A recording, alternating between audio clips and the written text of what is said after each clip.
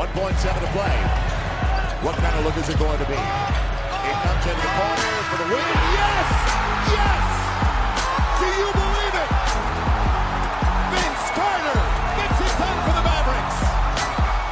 Bienvenue à tous sur le nouveau podcast des affranchises NBA avec les élèves en journaliste que nous sommes. Hugo Lebrun à ma droite, bonjour Hugo. Bonjour Abel. Quentin Martins à ma gauche. Bonjour Abel, bonjour Hugo. Bonjour Quentin. Et moi-même, Abel Zerkara Reyes. Nous avons lancé ce nouveau concept de podcast pour notre site Les 14 Affranchis. Nous débattrons donc de la NBA très souvent. Veuillez nous rejoindre sur tous les réseaux sociaux.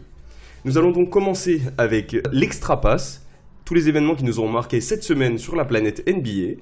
Ensuite, nous enchaînerons avec les distinctions individuelles de la saison régulière. MVP, Rookie de l'année, 6e homme. Nous verrons qui va remporter quoi pour notre équipe. Nous enchaînerons avec le 1-1, un concept qui opposera deux joueurs, aujourd'hui Kyrie Irving et Stephen Curry, dans différentes catégories. Nous verrons qui sera le meilleur. Et nous terminerons cette émission par un quiz. Je vais gagner, bien sûr. C'est ce que vous pensez, nous verrons. Commençons tout de suite avec l'Extra Pass. Ce qui m'a marqué pour ma part cette semaine, c'est les Clippers en play-off. Nous avons tous pu voir une vidéo qui nous a tous marqué cette semaine avec Doc Rivers dans le vestiaire des Clippers, qui annonçait à son équipe qu'ils étaient donc qualifiés pour les play-offs, après avoir été annoncé en début de saison à 33 wins par Vegas. Aussi Charles Barkley, mais aussi, même nous ne les voyons pas non plus en play-off en début d'année. C'était très étonnant de voir les Clippers à ce niveau-là, surtout après le trade. Surtout après le trade où il y avait Boban Marjanovic et Tobias Harris notamment qui étaient partis du côté de Fila, on pensait que les Clippers n'allaient pas être au niveau. Surtout n'allaient pas être au niveau, ils allaient tanker, donc perdre le plus de matchs possible pour obtenir un meilleur tour de draft. Donc c'était très très étonnant. C'est vrai que ça fait plaisir. Après qu'en début de saison on nous ait invités à penser que les Clippers n'allaient pas être la meilleure équipe d'LA, et au final la meilleure équipe de Los Angeles c'est bien les Clippers. Pas vrai Hugo? Ouais, bah moi franchement les Clippers c'est vraiment mon coup de cœur au niveau de l'Ouest. Je trouve qu'on peut un peu les assimiler avec les Nets. C'est des équipes, c'est vrai, ça. En fait on pensait pas qu'ils allaient être aussi bons. Et ça joue bien au basket, la balle elle tourne, franchement moi je me régale quand je les vois jouer. Et on peut aussi dire bravo à Doc Rivers parce que c'est vrai qu'il était vachement décrié quand il y avait Chris Paul, on disait qu'il n'avait pas la main sur l'équipe. Là cette année franchement c'est du très très bon boulot. Il y a aussi eu des joueurs qui se sont révélés, on pense notamment à Rel. C'est vraiment un très très bon joueur en sortie de banc, une énergie incroyable. Motivation surtout, c'est vraiment un leadership incroyable ce mec. Donc ouais, c'est bien. Moi j'aime bien aussi, je te coupe la parole, excuse-moi. C'est vraiment Danilo Gallinari aussi parce que c'est un joueur très propre. Quand il n'est pas blessé, c'est très très propre. Et vous pensez quoi pour eux pour l'avenir, pour les playoffs? Premier tour, deuxième tour? Ouais, je pense que ça va être compliqué quand même parce que là actuellement au classement il tombe sur les Rockets. Ouais.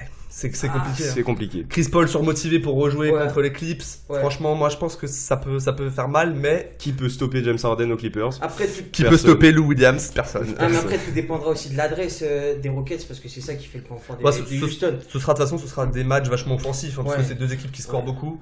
Donc ça pourrait être vraiment sympa, mais ça, je pense que ce serait quand même compliqué. Il serait pas favori. Dans la raquette avec Capella, ça peut faire du grabuge. En tout cas, c'est très serré. Ils sont à 45 victoires pour 31 défaites et Utah, qui est juste une place devant eux, est à 45 victoires pour 30 défaites. C'est très serré, nous verrons ça donc à la fin de la saison avec les playoffs qui commenceront le 14 avril prochain.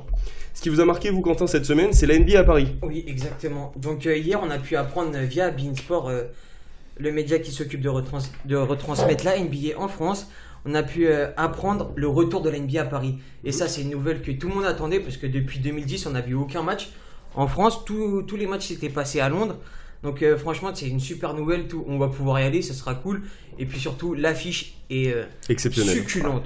C'est quand le match? C'est le 24 janvier 2020 va falloir être là les amis, être là. Ça sera à l'Accor Hotel Arena. Donc on pourra retrouver les Charlotte Hornets, donc l'équipe de Michael Jordan où il y a notamment les deux Français Nicolas Batum et Tony Parker face aux Milwaukee Bucks où il y aura le GOAT Giannis Antetokounmpo, le futur MVP, mesdames et messieurs. GOAT, on l'annonce ici, c'est une exclue. GOAT, on verra. Pour le moment, il est très très fort cette saison. On le verra tout à l'heure dans les titres de MVP. Il le sera peut-être.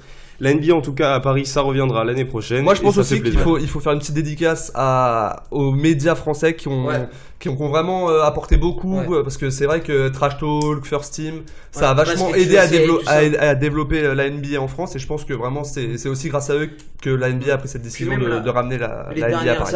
Les dernières années, il y a beaucoup de joueurs français qui partent en NBA. Donc ça, c'est vraiment c'est vraiment une belle image pour la France, pour le basket Puis français. ça fait plaisir parce que ça faisait vraiment un petit moment qu'on n'avait pas eu de match. Mais bon. Et puis c'était même pas des matchs en fait. C'était quand des d'ailleurs matchs le dernier match? C'était en 2010, c'était le dernier match de saison régulière qui avait eu lieu. C'était saison régulière? Ouais, Ok. entre New York et Minnesota exactement. Ça fait donc plaisir et en plus là ce sera un match, ça sera C'est en une belle plein dans la affiche. saison, c'est Ouais. pas Ouais. la fin de la saison, il y aura Il y aura peut-être un de l'enjeu, enjeu, ouais. on verra. C'est pas un match qui comptera pour Jubber, ça sera vraiment un gros match là. Après, ce qu'il faut dire, c'est qu'on n'est pas encore sûr qu'il y ait les deux Français, parce que Tony Parker, il a pas assuré qu'il allait continuer sa carrière, donc ça on sait Ouais. pas. Et Batum, trade, ça. vu C'est sa compliqué saison, cette saison. ouais, cette saison, c'est C'est pas du grand Après, Nico. après, on pourra avoir vraiment de belles équipes comme ça, joue bien au Ouais. basket. Puis même, de toute façon, la NBA à Paris, Ouais. on rate pas Ce ça. sera quoi. un vrai En tant que événement. fan, forcément, faut y être. Ça fera Surtout dans plaisir. l'accord Hotel Arena, c'est chez nous, c'est à Paris, C'est faudra ça. en profiter. On attendra ça avec impatience. Ça c'est ce qui vous avait marqué Quentin. Hugo, dites-moi ce que vous avez marqué, c'était Devin Booker, Bah c'est moi, ça évidemment, Devin Booker. Les performances, je vais juste vous donner les lignes de stade. Donc contre Washington, 50 points à 19 sur 29 au shoot. Et contre Utah, 59 points sur les 92 de son équipe. Ça fait beaucoup. Hein. Ça fait beaucoup à 19 sur 34. Bon, bah évidemment, le problème c'est que Il ne gagne derrière, pas les matchs. voilà, c'est une défaite. Et un bilan calamiteux encore cette année avec 17 victoires pour 59 défaites. Ouais. Quatrième saison dans la ligue pour Devin Booker à 22 ans et toujours pas de playoff. Donc on espère que l'année prochaine ce sera mieux. C'est compliqué, hein. Ouais, Vraiment, c'est- on a l'impression que c'est toujours la même chose tous les ans. Ouais. Grosse performance de Devin Booker, défaite. On se rappelle des 70 points contre Boston, Ouais. perdre. C'est vraiment Bah, le énormément regret. de talent dans cette équipe parce que même DeAndre Ayton. Bah, c'est là, vrai qu'on pouvait s'attendre à une. Ouais, moi je m'attendais à à une beaucoup autre mieux. année. Franchement, je m'attendais à Parce mieux. que Moi je Ils m'attendais avaient à le mieux. premier tour. Beaucoup Ouais. de hype cette année, hein, Ouais, les Suns. ouais, Beaucoup de hype, hein, vraiment. Et- Moi je m'attendais à mieux que ça parce que mais c'est Même le coaching, il y a un peu de tout. Il y a pas Ouais, vraiment il y de avait l'esprit de la gagne. Il y a pas vraiment- Kokoskov, quand il est arrivé, il Ouais. était annoncé comme Ouais. un nouvel ère à Phoenix, une En jeu nouvelle à façon de l'européenne, etc. Et au Après, il y final, avait eu ça a un un bon peu mood fait- aussi avec le trade de Kelly Oubre Jr. qui venait de Ouais. Washington. Ça avait apporté un peu Il fait de quelques nouveau, bons un peu- matchs, il a fait quelques Ouais, bons matchs ouais. quand même. Franchement, Bah, j'ai il- vu des stats qu'il a. Il avait a pas- apporté des shoots aussi. Ouais. Parce que sinon, c'était très pauvre. Il y avait que Devin C'est Booker, ça, c'est ça. Joe Jackson, donc c'était assez compliqué. Après, on verra peut-être l'année prochaine avec la draft. Peut-être Ouais. qu'ils vont réussir à choper un bon joueur. Ouais. Donc, faut Bon, on le voir ça. rappelle, là, ils sont dans les plus mauvais bilans de la ligue, hein, on va Ouais. pas se mentir, ils sont dans les plus mauvais bilans de la ligue avec Cleveland et New York. Donc on rappelle que les règles de la draft cette année ont changé. C'est les 3 plus mauvais bilans de la ligue qui ont les mêmes chances d'obtenir le premier choix, 14% de chance. Donc on verra s'ils sont premiers. Mais je vous dis, un petit trio. Williamson, Ayton, Booker, ça pourrait faire mal. C'est pas mal. Après, faut faire gaffe parce qu'on parle comme d'un trade de Booker. Ah Donc, ouais. Donc, faut faire attention parce que. Vous avez des informations qu'on n'a pas, Quentin. Dites-nous Non, tout, Quentin. non, Alors, on en Monsieur parle. Adrian, Wojnarowski. on veut une Voche bombe là, une Quentin bombe. Non, c'est vrai qu'on parle souvent d'un trade parce que je pense qu'il a quand même envie de gagner. C'est pas à Phoenix qui va aller chercher un titre. Après, il peut penser aussi que ça va être comme à Philadelphie. Au début, Ouais. il perdait tout le temps. Puis Ouais. à un moment, ils ont commencé à gagner. Et voilà, aujourd'hui, Je ils ont pense une que équipe ça en- commence mais à après- faire beaucoup pour après, y a- Phoenix. Ça fait combien Ouais. d'années? 4 ans, vous nous C'est vrai, avez dit c'est Ça vrai, commence à faire Bah, là, beaucoup ouais, pour lui. ça fait 4 Parce que saisons là, je sais même qu'il pas s'il a gagné 80 matchs dans toute sa carrière. non, Ça suis fait pas sûr, ça fait vraiment beaucoup. Ils se sentent seuls. Hein. Ouais. Surtout quand il voit ses potes, par exemple D'Angelo Russell au Nets, qui joue bien, qui joue très bien même. Même je Towns, pense qu'il a- des trucs comme ça, Ouais. ça il a envie ça gagne. de partir, il a envie de partir, je pense. Faut voir, ouais. Après, D'Angelo faudra voir. Russell, merci Quentin, transition trop trouvée pour. Qu'est-ce qu'il est fort, ce Quentin. Il est fort pour Merci. aller sur les C'est Nets. tout pour moi.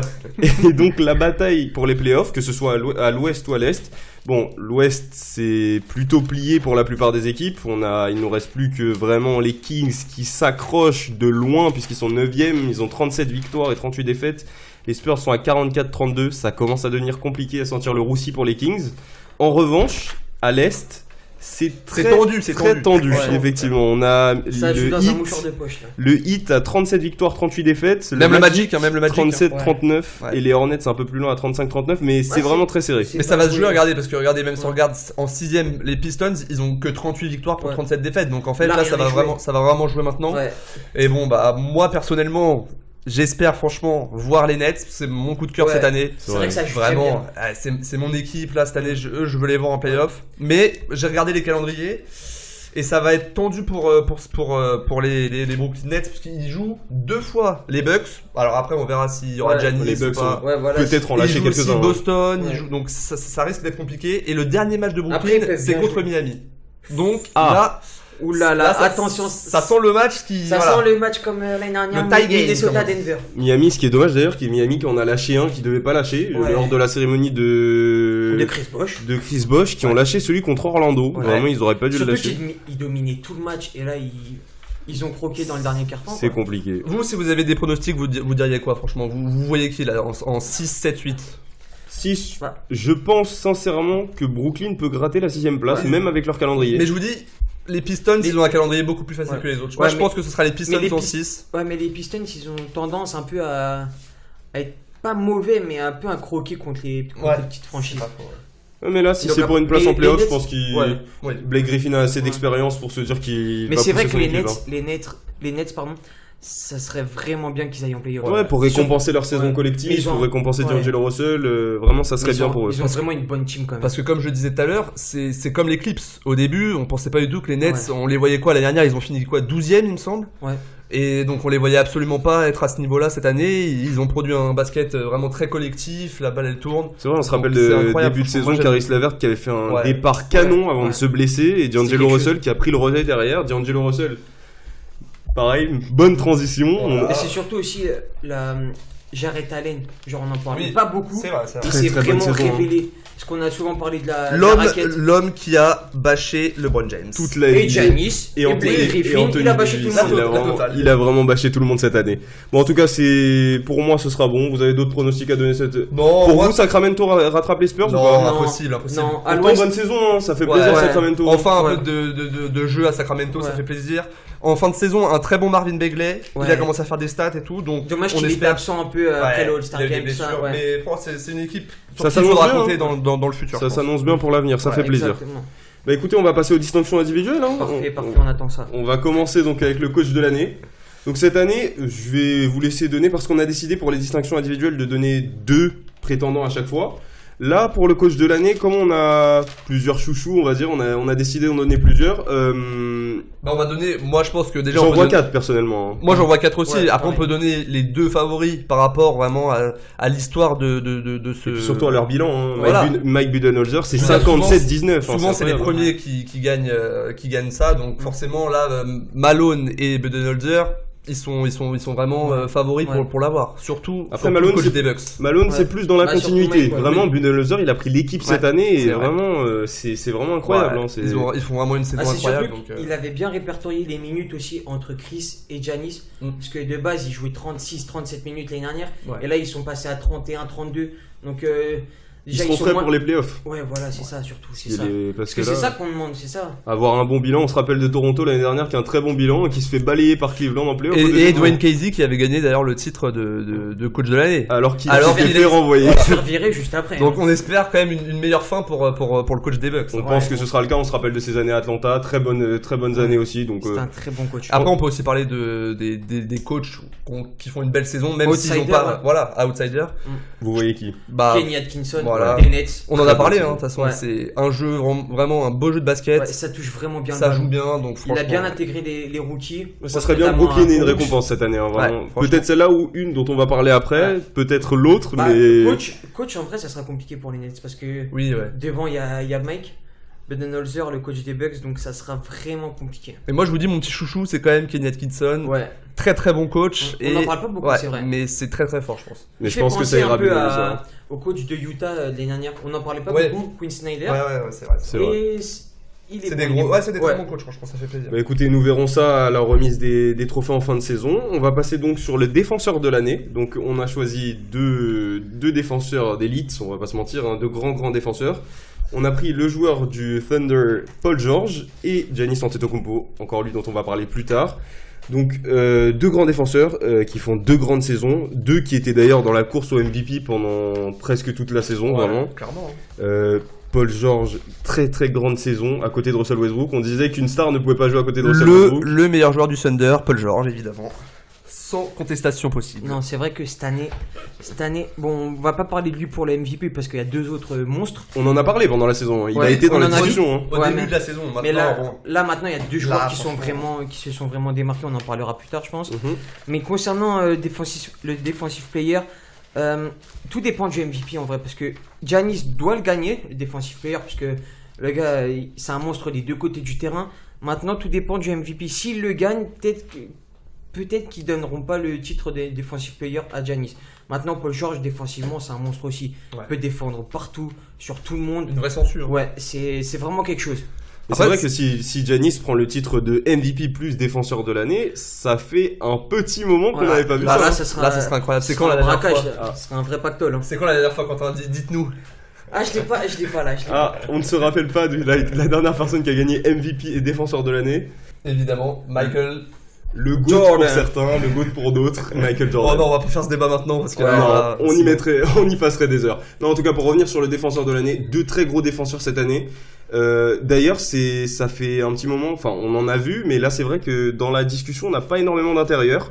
Rudy Gobert l'a gagné il y a très peu de temps, mais là c'est vrai que Paul George et Giannis sont très Rudy Gobert, ça reste quand même un très bon défenseur. Il sera toujours dans la course, voilà. c'est sûr. Mais après, Rudy il s'est mis une balle dans le pied aussi avec son problème avec les arbitres. Ouais, c'est vrai. Ça, il a été. Surtout en NBA, quand on a. C'est très train. Ouais, ça passe pas, ça, en NBA. Ouais. Surtout pour les titres individuels, déjà quand les étrangers sont dans la course, c'est plus compliqué aux États-Unis. Donc en plus, si on se met les arbitres à dos, ça devient vraiment compliqué. Après, pour les intérieurs, pardon, on aurait pu penser à Joel Embiid. Maintenant, il jouait pas les back-to-back, il a été blessé. Ouais, bon, c'est ça.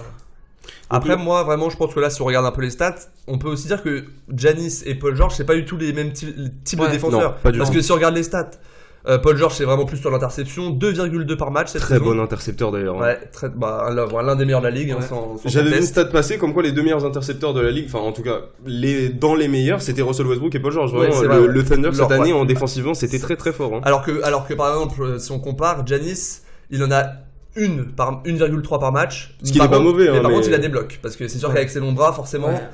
C'est plus facile d'aller contrer, donc voilà. Mais bon, ça reste 2 défenseurs d'exception. Donc vous le donneriez à qui vous? Moi, je pense que ça va aller vers Paul George parce que je pense que récompenser sa saison. Je pense qu'on en reparlera après de Giannis. Paul George, comme il est plus dans la course pour la MVP, peut-être qu'ils lui donneront. Ouais.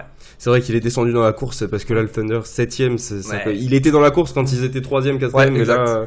Mais je pense qu'ils vont quand même récompenser sa saison parce qu'il a fait vraiment une très bonne saison défensive. Donc je pense que ça ira à Paul George. Après les playoffs qu'ils avaient fait l'année dernière, le Thunder, je trouve que la saison de Paul George, de re-signer là-bas et tout, je pense que c'était même pas sûr qu'il re-signe. Moi je trouve que c'était une belle décision de sa part. Il est parti de pêche avec Russell Westbrook et tout va bien. Non, c'est ça. Franchement, ça faut le reconnaître. Mais c'est vrai que j'ai l'impression aussi que de se faire mettre dans la poche arrière par Joe Ingles, ça lui a fait beaucoup de bien et il est revenu cette année. Ça c'est vrai. On n'en parle pas dans le trash talk, mais alors, Joe Ingles. Ça rigole pas. Le vieux fermier là. Je sais pas si vous l'avez vu cette année quand il a shooté à un moment, il se retourne genre. Il est très fort, il a pas le physique mais il est très fort. Même la fois le match avec son bandage et tout, c'était incroyable. Donc pour Hugo et moi c'est Paul George, Quentin vous aussi? Ouais. Okay. Parce que Giannis aura la MVP. Tout le monde est d'accord, n'est-ce pas beau? Paul George, ça fait plaisir. On va donc pouvoir passer sur un autre titre individuel, donc le titre de 6ème homme de l'année. On a choisi encore une fois 2 personnes, donc on a choisi Lou Williams, habitué du titre, on peut se le dire, hein, c'est vraiment incroyable pour lui. Eric Gordon, ancien vainqueur aussi. Donc 2 hommes qui font une très très bonne saison, donc aussi qui finissent avec des bilans bons, hein, on va pas se mentir. Les Rockets 4ème et les Clippers, comme on en parlait en début d'émission, une très bonne saison, ici au-dessus des attentes. Donc vous voyez qui comme 6ème homme de l'année? Bon, moi franchement je pense que c'est celui sur lequel il n'y a aucun débat pour moi. Lou Will, c'est quasiment le franchise player des Clippers. Depuis que Tobias Harris est parti, c'est vrai que c'est le scoreur né, incroyable, il score de partout, il peut driver, il peut 20 points de moyenne cette année. 20 points de moyenne depuis un mois, il doit tourner à 28 ou je sais pas, mais il met 30 points dès que je regarde les stats des Clips, c'est 30 points. Donc Lou Will, c'est un scoreur né, c'est incroyable. 20 points de moyenne, non? Ouais, je vois pour comparer, Eric Gordon est à 16 points. C'est pas mal, mais après, c'est quand même 2 joueurs assez différents. Parce que Lou Will, c'est vraiment le scoreur un peu type Jabal Crawford. Il a des œillères. Quand il a le ballon, vous le reverrez plus. Après, les 2 joueurs sont chaleurs. Genre, ils peuvent te mettre 3 points d'affilée. Mais après, Eric Gordon, ça reste beaucoup plus dans le shoot. C'est un shooter pur, alors que Lou Will, il sort des shoots venus de nulle part. Est-ce que Eric Gordon profite vraiment de l'apport de ses coéquipiers, donc de James Harden, Chris Paul, et Lou Williams n'a pas besoin de ça? Peut-être ça va pas influer dans le titre, hein, mais... Il profite du fait, je pense, que les défenseurs adverses soient plus concentrés sur James et Chris Paul. Donc ça laisse la place à Eric Gordon, comme ça peut la laisser à Austin Rivers. Parce que c'est vrai que quand on regarde les Clippers, quand Lou Williams rentre en jeu, c'est tous les ballons pour lui. Vraiment, clairement, c'est soit lui, soit Harrell. Ouais, en fait, c'est les deux. Hein, c'est vraiment l'axe sur lequel il se repose pour jouer offensivement. C'est vraiment Harrell et Lou Will. Donc, mais franchement, moi je pense que ce sera Lou Will. Hein. Franchement, pour moi, il y a pas de débat. Même je suis d'accord. Si Gordon fait une belle saison, là, je vois pas comment. C'est très très fort. Hein. Franchement, très fort cette saison, très fort depuis très longtemps. Quentin, pour vous, ce sera qui? Lou Will. Louis, Forcément. aucunement Eric Gordon, c'est pas possible, même avec un meilleur deal, avec un meilleur bilan. Non. Bah, Parce qu'il a une équipe beaucoup plus forte. Ouais, voilà, c'est Et ça. je veux dire, Louis, En fait, c'est c'est un le impact. joueur, C'est le joueur 6e homme. auquel on pense quand on pense aux Clippers. Ouais. Eric Gordon, on le met derrière James Harden, derrière Chris Paul, derrière Capella. Surtout c'est que pas le lui, joueur le ça plus a un important. véritable impact sur le terrain, mais Ouais. aussi en dehors. Il apporte Oui. une motivation, une hargne sur le terrain. C'est là vraiment qu'on ressent son leadership, impact. tout Ouais, simplement. voilà, c'est ça, son leadership. Hein.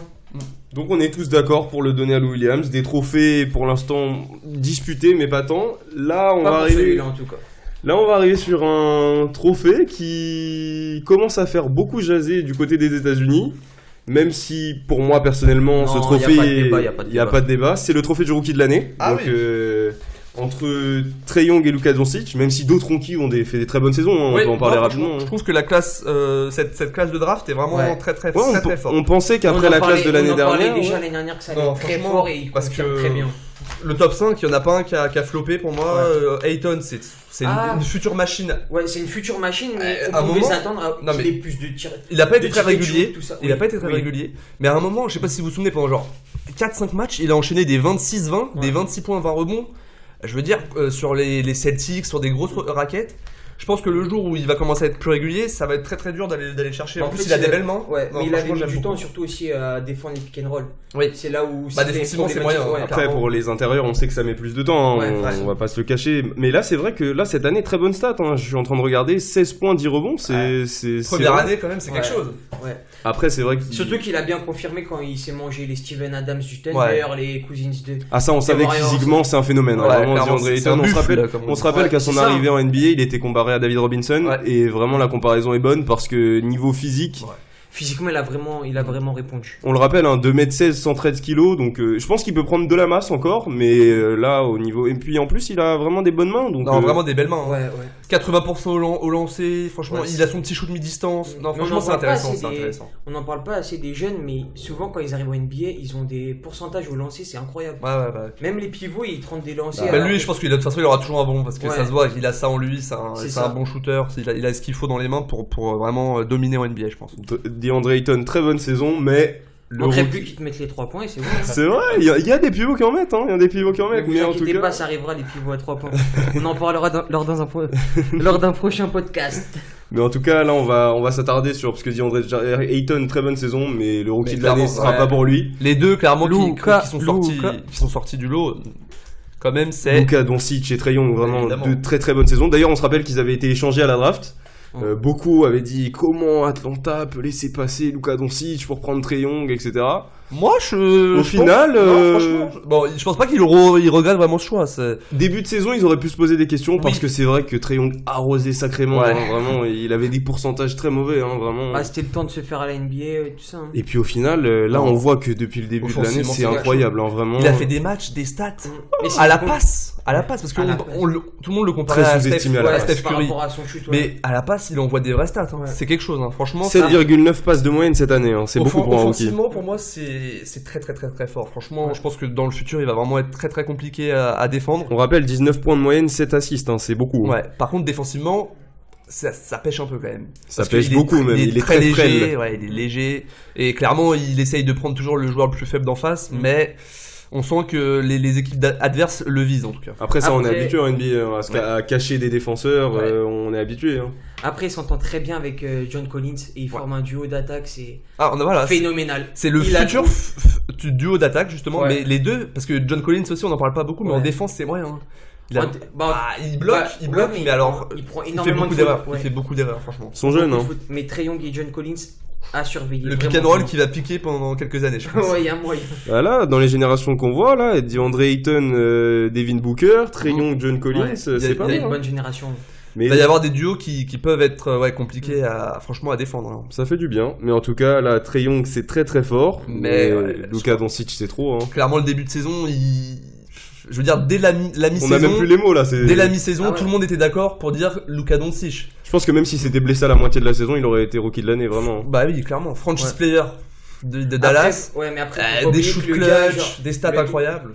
Faut pas oublier qu'avant d'arriver en NBA, il a été au Real, il finit MVP du championnat, de l'Euroleague. Il était peut-être plus près que les autres, mais il y a combien de joueurs sont arrivés d'Europe et n'ont pas réussi à s'adapter de suite. Lui, il arrive, aucune pression, clutch time, il prend les gros shoots. Après, il jouait déjà avec des joueurs de NBA, donc il savait un peu comment se comporter. On sait que son mentor, c'est Dirk Nowitzki, donc... Là, il était bien couvert. On rappelle, 21 points de moyenne cette saison, 21 points de moyenne, 7 rebonds et 6 assists. C'est déjà tellement complet. Pour un rookie, c'est vraiment incroyable. Comme le disait Hugo, c'est devenu le franchise player.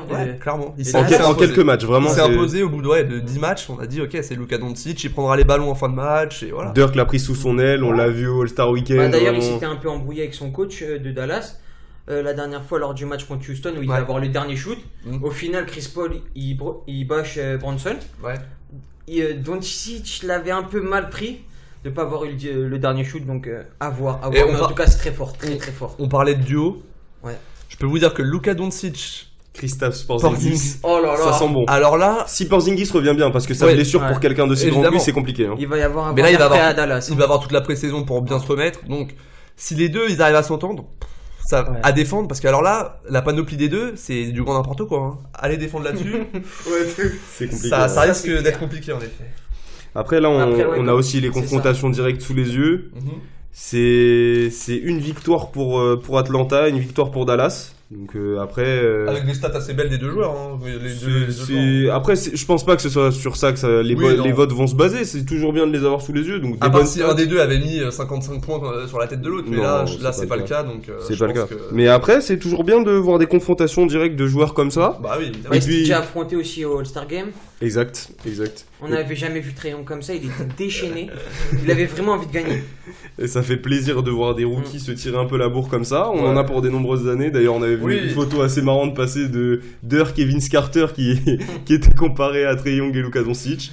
On verra. En tout cas, pour moi, pour terminer là-dessus, pour moi, rookie de l'année, Luka Doncic, il n'y a pas de discussion. Forcément. Clairement, c'est obligé. Vraiment, c'est incroyable. Trae Young est revenu, mais trop tard. Sur la fin de saison, Trae Young a vraiment impressionné. Mais là, il a vraiment confiance en lui. Mais je veux dire, Luka Doncic, il fait une saison d'un niveau vraiment très compliqué de pas le mettre, quoi, forcément. Après, depuis le trade où ils avaient notamment perdu Harrison Barnes, tout ça, là, à New York, c'était... Après, on peut se le dire, il n'y a plus personne autour de lui. Ils ont envoyé plein de joueurs pour récupérer Kristaps Porzingis. Évidemment. Et au final, Kristaps s'est blessé. On va pas se mentir, à la fin de saison, ils l'ont bazardé. Il y avait plus, ils avaient pas spécialement envie d'aller en playoff. Tout ce qu'ils voulaient, c'était préparer l'année prochaine avec Kristaps. Et voilà, je pense que l'année prochaine, ça peut vraiment aller chercher une bonne place, en tout cas à l'Ouest. Voilà, on peut se le dire parce que même au niveau du bilan, là, on voit que c'est rookie de l'année, mais c'est presque dernier de la ligue. Vraiment, c'est les Mavericks 14e à l'Ouest et Atlanta, c'est 12e à l'Est. Mais Atlanta, ils étaient très mal partis et depuis sur la fin de saison, depuis l'éclosion de Trae Young, ça commence à gagner des matchs. Mais ils ont un rookie aussi. Et les deux, ils ont mis quelques petits highlights au niveau des buzzer beaters, c'est plutôt sympa quand même. Ça fait plaisir, Atlanta, ils sont aussi un autre rookie qu'on parle pas beaucoup. C'est une gâchette à 3 points, c'est Kevin Huerter. Celui qui a échangé son maillot avec D-Wade. Je l'aime beaucoup ce joueur. Il avait choisi d'ailleurs son numéro en hommage à D-Wade. Il est grand, il va vite, mais et il a un shoot. C'est une vraie gâchette à 3 points. C'est incroyable. Bah écoutez, pour moi, rookie de l'année, c'est fait. On est vraiment tous d'accord aujourd'hui. Là, vraiment, là, c'est incroyable. C'est vraiment les récompenses individuelles cette année. Il y aura peut-être moins de discussions que les années passées. On verra. La saison n'est pas encore finie, mais et on n'a pas encore parlé de toutes les distinctions. C'est vrai, on y arrive. Là, on arrive sur le titre de MIP. Là, j'ai mon poulain là. Donc la meilleure progression de l'année. On a choisi donc le poulain d'Hugo, D'Angelo Russell. Et Pascal Siakam, le joueur de Toronto, donc deux joueurs déjà, on peut le dire, une très grande saison. Si on les met là-dedans, c'est que c'est des très grandes progressions. Qui vont aussi avec les bilans de leurs équipes. Ce qu'on dit depuis le début de l'émission sur les Nets, avec D'Angelo Russell, vraiment très très bonne saison. Et même Pascal Siakam, très bonne saison. Vous voyez qui, vous ? Je vais parler... Franchement, au niveau vraiment de la progression pure, celle qui est la plus impressionnante, c'est Siakam, parce que il passe de joueur de rotation d'un très bon banc, qui était celui des Raptors l'année dernière, mais premier de la ligue l'année dernière. Là, il prend des shoots, on sent que c'est vraiment devenu un joueur important de l'équipe. Là, il est dans le 5. Mais après, D'Angelo... trop de tout. Voilà, il a du flow, il est clutch. Parle basket, tu comprends le basket. Non, il a tout, franchement. Ça va avec. Et en plus, c'est vraiment devenu un leader cette année, franchement. Avant, on disait, on sait pas par rapport à son caractère. Là, cette année, tous les matchs, il est motivé, il arrive, il a envie de jouer. C'est vrai ce qu'on disait tout à l'heure, à la blessure de Caris LeVert, on pensait vraiment que les Nets allaient couler, allaient vraiment aller au fond du trou. Et c'est là qu'on a vu que D'Angelo, il pouvait être un patron, quoi. Ça pouvait être un franchise player. C'est aussi ça la différence quand il était aux Lakers, c'est que déjà il a changé son hygiène de vie. Ouais, clairement. Donc il est déjà plus concentré sur le basket. Ouais. Et puis même avec la blessure de Spencer Dinwiddie, fallait qu'il tienne la baraque, il l'a tenu merveilleusement bien. Il demande maître, vraiment. Et puis il joue vraiment comme un meneur, il pense pas qu'à shooter. C'est vrai que des fois avant il prenait un peu des shoots casse-croûte. Maintenant il est là, il prend les bons shoots au bon moment, il fait de la passe quand il faut. Ça, c'est vrai. Et il est passé de 15 à 20 points de moyenne. Et puis il est passé de 5 à 7 passes aussi, on sent qu'il est vraiment là pour gagner. Après en termes de progression statistique, Siakam c'est pas mal aussi. Il est passé de 7 à 17 points, c'est quand même... Mais au niveau du classement et du bilan, c'est quand même plus impressionnant les Nets. C'est vrai. Je dirais que c'est vraiment D'Angelo qui a fait la diff, même avec Caris LeVert en début de saison ou quoi. Mais le garçon qui est vraiment devenu le franchise player de l'équipe, pour moi c'est lui. Donc pour moi en tout cas ça devrait être lui. Après c'est vrai que par rapport à ce que nous disait Quentin, c'est compliqué. Et Quentin, vous n'êtes pas d'accord? Je sais pas, je suis mitigé parce que Siakam il passe. Vous me disiez Siakam alors assumez. Oui mais Siakam était au fond du banc l'année dernière. Là il passe, il est titulaire. Quand il n'y a pas Kawhi, c'est lui qui tient la baraque. Il était pas au fond du banc, il était dans la rotation du banc. Dans la rotation. C'était déjà un des meilleurs bancs de la ligue l'année dernière, on s'en souvient. Non mais c'était compliqué, il jouait pas beaucoup. Oui, bien sûr. Et cette année, déjà il est titulaire. Quand il n'y a pas Kawhi Leonard, c'est lui qui tient la baraque. Donc à voir. Je pense que ça sera 17 points de moyenne quand même. Passer de 7 à 17, c'est incroyable, vraiment. C'est vraiment incroyable pour le coup, là. C'est vrai que là-dessus, là, la stat fait mal. Même l'année dernière, il jouait 20 minutes par match, là, il en joue 32. Et puis alors, c'est propre, hein. Ouais. 54% au shoot, alors qu'il fait pas que des lay-ups ou quoi. Non, il tire à 3 points. Il tire à 3 points, et il a vraiment un bon jeu. Même moi, en tout cas, mon petit chouchou, je suis obligé de dire D'Angelo Russell. Mais c'est vrai que par rapport à ce que nous disait Quentin tout à l'heure, avec son départ des Lakers pour D'Angelo Russell, vraiment, là, on réfléchit par rapport aux anciens Lakers, juste pour faire une parenthèse là-dessus. On a parlé de Lou Williams tout à l'heure, ancien Lakers, on parle de D'Angelo Russell maintenant. Moi je dis juste Julius Randle. J'ai juste un truc à dire, D'Angelo Russell meilleur que Lonzo Ball for sure. Voilà, ça c'est. On peut se poser la question. C'est sûr, est-ce que si les Lakers avaient eu D'Angelo Russell, Julius Randle et Lou Williams aujourd'hui, est-ce qu'ils auraient fait une meilleure saison avec LeBron? On peut se poser la question. Vu les saisons que font ces joueurs, on peut se poser la question. Surtout que Lonzo, il se blesse. C'est très compliqué aux Lakers. Puis bon, Lonzo, c'est au shoot, je pense qu'Abel a un meilleur shoot que Lonzo. C'est possible. C'est possible. Après, non, faut pas trop parler sur Lonzo parce que quand même, quand il était pas blessé, il tenait la baraque avec LeBron, avec Kuzma. Lonzo, là où il peut faire la diff, c'est en défense aussi, parce que défensivement, c'est beaucoup plus fort que D'Angelo. Ça a beaucoup plus de potentiel que ces joueurs-là. Après, c'est vrai qu'il va falloir quand même qu'il bosse un peu au niveau. Après, Lonzo, on verra dans le futur. D'Angelo a mis du temps, il a dû être trade pour se développer comme il est aujourd'hui, et voir tout ce qu'on a vu aujourd'hui. Non, mais bien sûr, là, je dis ça pour rigoler. Mais... Moi, je préfère D'Angelo, mais franchement, Lonzo, ça peut devenir un très bon joueur. Faudra voir aussi si Lonzo reste aux Lakers. Oui, même. De toute façon, on le verra. Faut voir l'évolution des Lakers parce que LeBron, on sait pas. Faudra attendre la free agency. Beaucoup de questions, mais en tout cas, il y a beaucoup trop d'interrogations. Une chose est sûre, c'est que Alors attendez, moi je veux juste Nets... savoir qui donne. Mais j'y venais. Une chose est sûre, c'est que Hugo nous donne comme MIP D'Angelo Russell. Je donne le MIP à D'Angelo Russell aussi, et je pense que les Américains, pour ma part, iront là-dessus aussi parce que D'Angelo Russell est américain. On sait comment ça fonctionne. La plupart du temps, ça marche comme ça. Quentin, vous nous donnez Pascal Siakam ou pas au final alors? Personnellement, j'ai une préférence pour Pascal Siakam. Maintenant, je pense que ce sera D'Angelo Russell parce que vraiment, il a vraiment changé. Il a changé personnellement au niveau de ses compétences basket, mais il a vraiment aussi changé psychologiquement. Il est vraiment plus concentré. Il est focus, son coach, Kenny Atkinson, il compte pas que sur lui, mais vraiment, il lui donne beaucoup de responsabilités. Et depuis le début de l'année, avec comme on en a parlé avec les blessures, il tient la baraque, c'est vraiment quelque chose. Après, ils sont en playoff. On va les voir en playoff, on va voir D'Angelo en playoff. On verra parce que c'est vrai que ça reste serré, mais il y a des chances. Ça sent bon en tout cas. Mais franchement, ce qu'on peut dire sur ce trophée-là, c'est que ce soit Pascal ou D'Angelo, ce sera mérité. Il n'y aura pas non plus de trucs contre. C'est vrai que les deux, c'est deux très bons joueurs, très belle progression. On verra ça en tout cas en fin de saison. Et là, on va arriver sur le trophée, celui qui fait le rêver en NBA et partout dans le monde, le trophée de MVP. L'année dernière, on s'en rappelle, remporté par James Harden, auteur d'une saison vraiment incroyable avec les Rockets, record de franchise, des records qui tombent dans tous les sens. Et bah, surprise, cette année, rebelote. Record qui tombe dans tous les sens. C'est vraiment incroyable. James Harden qui passe de 30 points aussi. Hein, ouais, c'est vraiment incroyable. Il passe de 30 points l'année dernière, MVP, à 36 cette année. C'est vraiment exceptionnel. C'est un monstre. Mais quand même, c'est vrai que pour nous, on suit la NBA, c'est un joueur qui est un peu décrié par rapport à son style de jeu, le fait qu'il ait énormément. Mais quand même, 36 points nonchalant aussi. 36 points de moyenne, les amis. Pour mettre 36 points, c'est vraiment incroyable. Vraiment, tous les soirs, 36 points. Au début de saison, c'était compliqué. Il est resté là, il a tout donné. Franchement, non, moi, je trouve que là, sa saison, elle est incroyable.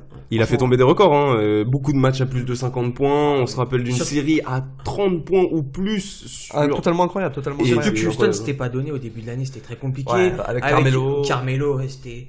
On l'avait oublié, Carmelo. Il y a eu Carmelo, après il y a eu l'épisode des blessures de Capella, de Chris Paul, donc il y a un moment il était tout seul, il prenait tous les shoots, il prenait des shoots casse-croûte pendant tout le match parce qu'il y avait aucun espace, il était obligé de forcer un peu. Après le trade avec Austin Rivers, c'est bien parce que du coup Austin Rivers a pris des tickets shots. Après il a 43% au shoot. Vu les shoots qu'il prend, c'est honorable quoi. Ouais. Franchement, quand tu vois les shoots qu'il prend, je pense que tu donnes ces shoots là à 90% de la NBA, il y en a, ils tournent à 30%. Vraiment, et c'est incroyable. C'est vraiment mais il pourrait être MVP, on verra en fin de saison. Mais la personne qui est en face de lui, c'est très très très très fort cette année. On parle bien sûr du grec, Giannis Antetokounmpo. Incroyable.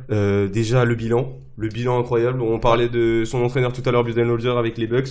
Il est déjà à 57 victoires pour 19 défaites. Il va faire une saison à plus de 60 victoires, je pense. Une saison déjà pour Giannis, statistiquement, qui est passé de 26,9 à 27,4. Bon, pas grosse augmentation statistique, mais vraiment au niveau du bilan, de l'impact sur la ligue, c'est vraiment incroyable. Hein, même du pourcentage, hein. De passer de 52% à 58%. Mais c'est surtout, 58. Il a augmenté d'1 point de moyenne en jouant 4 minutes de moins. Oui, c'est vrai. C'est quand même fort. Et puis, le gars, il est partout, en attaque et en défense. On parlait de lui dans le défenseur de l'année tout à l'heure. C'est peut-être ça qui fera la différence. On le voit arriver, on shoot, le gars il arrive derrière de n'importe où et il bloque. C'est ça qui est incroyable, il est partout. C'est lui qui maintient son équipe. On l'a vu le dernier match là, contre Cleveland. Cleveland gagne parce qu'il est pas là. Ouais. C'est sûr, de toute façon c'est le parce que aussi Cleveland est une grande équipe. Voilà, bon. On va rien dire, Abel. Je suis fan de Cleveland, on peut se le dire, mais non, c'est vrai que Giannis quand il est pas là, c'est plus compliqué, hein, vraiment. C'est vraiment ce qui est incroyable avec lui, faut se dire 58%, alors que toutes les défenses sont concentrées sur lui. Oui. C'est-à-dire leur objectif c'est stopper Giannis, et il est à 58%, alors que c'est pas un intérieur qui met que des dunks, même s'il met beaucoup de dunks. C'est incroyable, il drive, il est inarrêtable. Année, il shoot à mi-distance aussi. Ouais, c'est vrai qu'il a pris un bon petit shoot à mi-distance. Même là en fin de saison, il commence à rentrer quelques 3. Bon, de temps en temps. Quelques 3, hein, c'est vraiment par-ci par-là. Quand il est là aussi, le fait qu'il monopolise l'attention des défenses adverses, ça laisse des places pour les gros shooters extérieurs. On pense notamment à Eric Bledsoe, Chris Middleton. Surtout Chris Middleton ou Brook Lopez, le pivot qui rentre des 3 points venus de nulle part. J'adore Brook Lopez. Clay Thompson avec 30 cm de plus. C'est ça. Non mais il est à 3 mètres de la ligne, il est pas bien, il envoie un shoot. Non, franchement c'est régalade ce joueur. C'est du n'importe quoi. Et en tout cas la théorie comme quoi, enfin ce qu'on disait tout à l'heure, ce qui s'est révélé vrai par le passé, comme quoi les Américains avaient plus de chance. Là, Giannis il est rentré dans la tête des Américains. On a vu qu'il était capitaine au All-Star Game.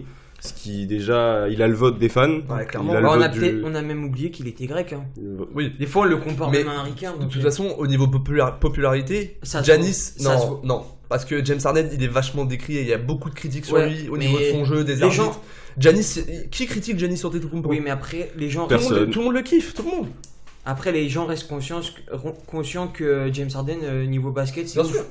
Ah bah de toute façon, là on parle du basket quand même. Les deux c'est incroyable. Oui. Mais cette saison on a vu des enflammades au niveau des déclarations des journalistes, etc.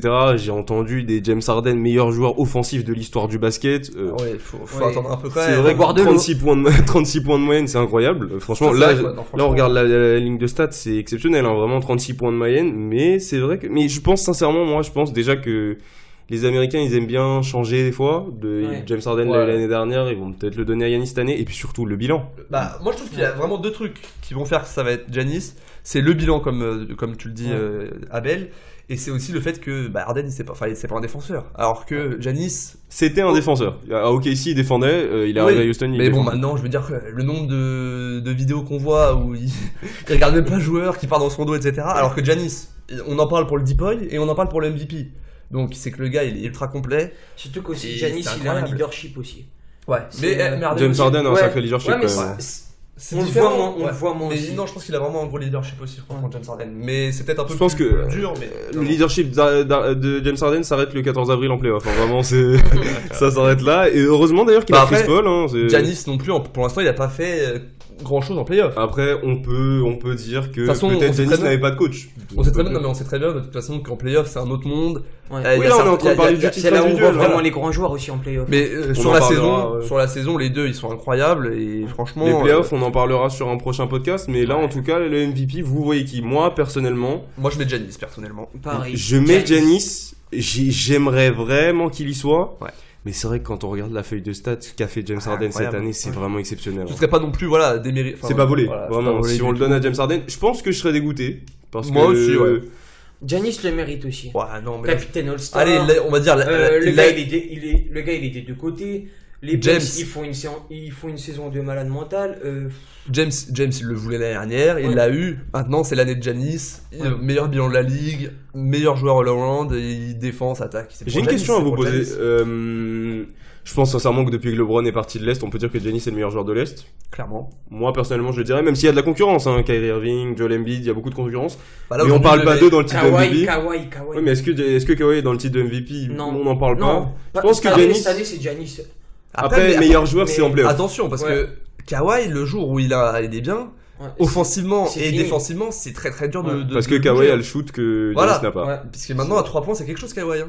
Mm. Donc, après, qui est le meilleur joueur Est-ce que Sur Giannis cette est le meilleur saison. joueur à l'Est pour vous cette saison? Cette Saison saison, régulière. Sur la c'est- saison, oui. Parce Après, que déjà est-ce que Kawhi n'a pas joué les back-to-back Voilà, souvent. Donc, Du coup, il est le meilleur joueur à l'Ouest et à l'Est. Est-ce que James Harden est le meilleur joueur à l'Ouest? forcément. Ouais, Bah, de toute oui, façon, forcément. s'ils sont tous les deux, pour moi, c'est les deux meilleurs joueurs de la ligue. Ouais. Sur la saison, moi je parle vraiment sur la saison. Donc, parce que forcément- même les joueurs des Warriors cette année, c'était.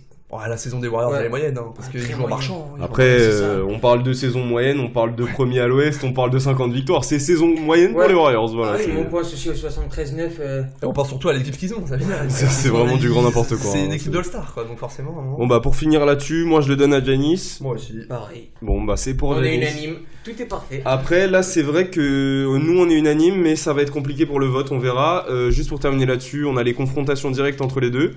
On allait passer à côté, mais là les confrontations directes, Milwaukee gagne 2 fois contre Houston, une fois Houston, une fois Milwaukee. Les 2 fois victoire de la team de Giannis. C'est vrai qu'il y a eu des gros high scoring sur les deux matchs. Ouais. Premier match, James Harden met 42 points, 11 rebonds, 6 passes. Giannis c'est pas mal, hein, il lui répond avec 27 points, 21 rebonds.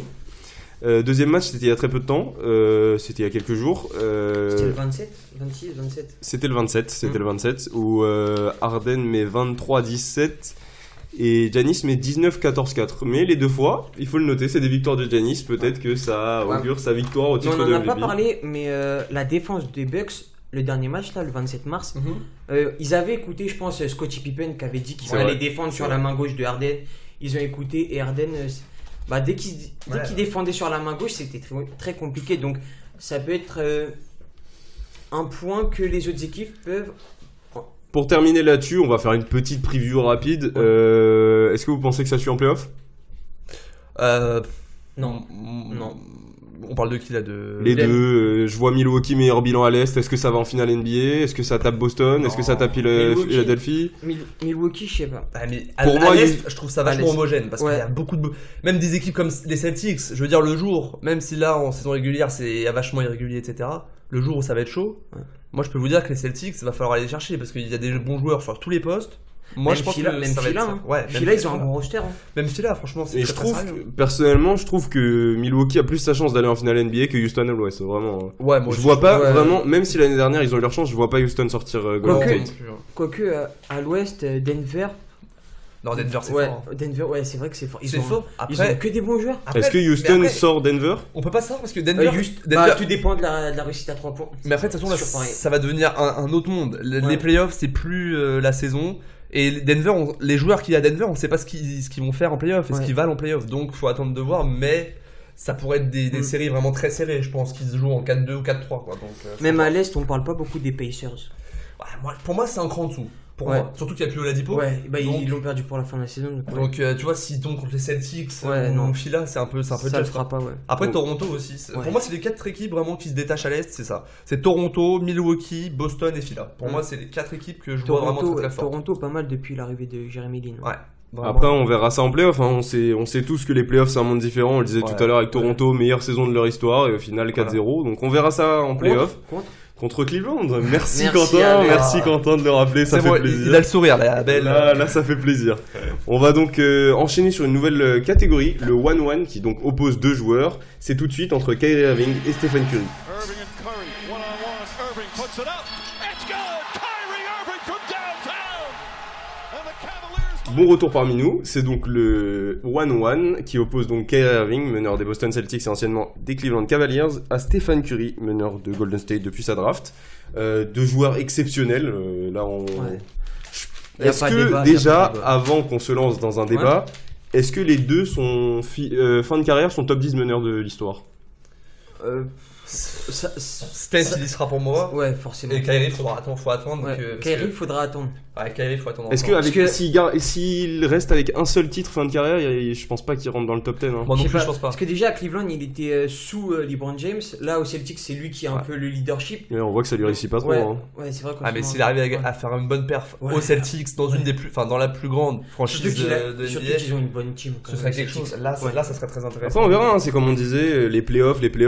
Hein. Kyrie. On va en parler au niveau. Après, c'est deux joueurs de playoff. Clairement, playoff, pas playoff, c'est des grands joueurs, ils ont strictement rien à faire. Et bah écoutez, on va commencer. Donc dans ce concept, chacun des intervenants, Hugo et Quentin, a choisi un joueur. Donc je vous laisse présenter chacun vos joueurs rapidement. Pourquoi vous les avez choisis, comment vous les considérez. Ensuite, on entrera directement dans les questions. Quentin, je vous laisse commencer. Donc je vais vous présenter Stephen Curry, le meneur des Golden State Warriors. Pour moi, c'est l'un des meilleurs meneurs de la ligue, voire le meilleur.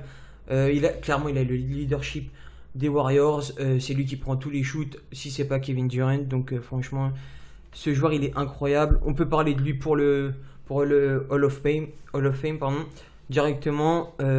On en reparlera très vite. Bah moi, Kyrie Irving, tout le monde le connaît, Uncle Drew. L'un des meilleurs dribbleurs de la ligue, un shoot incroyable. Il a joué à Cleveland. Il a montré que le joueur le plus clutch de sa team à ce moment-là, c'était lui, et c'était pas. Petite pique pour LeBron James. Non, pas du tout. Et là, depuis qu'il est au Celtics. On pense à 2016, Hugo. Non. Mais depuis qu'il est au Celtics, pour moi, c'est un peu plus compliqué. On voit que clairement, au niveau du leadership, il fait des déclarations comme quoi c'est pas trop son truc, etc. Mais bon, ça reste quand même un joueur de très grand match.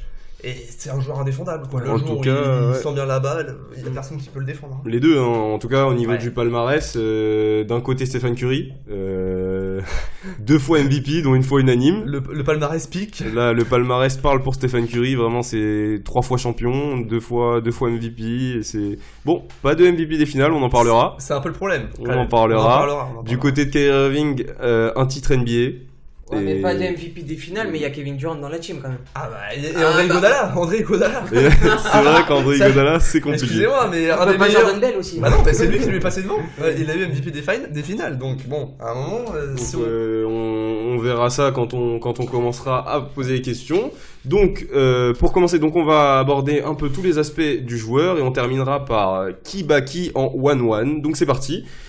Commençons. Donc au niveau du shoot, je pense pas qu'il y ait énormément de débats, même si Kyrie Irving est un grand shooter. Hugo, moi je veux juste dire, donc clairement, on va pas se mentir, Stephen Curry est un meilleur shooter. Merci. Cette saison, allez, Monsieur Kyrie Irving, je vous écoute. Bah, j'espère bien. J'entends bien. Donc Monsieur Kyrie Irving, on dit qu'il fait pas une saison, mais 49% au shoot, Monsieur Kyrie Irving. C'est vrai que c'est mais il prend tous les shoots. Bah justement. Quand on prend tous les shoots et quand on est le joueur le plus défendu, si on est à 49%, monsieur, c'est quelque chose de très intéressant. Alors que Stephen Curry, qui devrait avoir des shoots plus faciles puisqu'il a 4 All-Stars autour de lui, il est exactement à 46,9%. Donc non, il n'y a pas une grosse différence, mais Kyrie, il sait shooter aussi. Faut pas non plus... Oui, mais après, Stephen, il prend des shoots, déjà c'est n'importe quoi. Oui, bien sûr.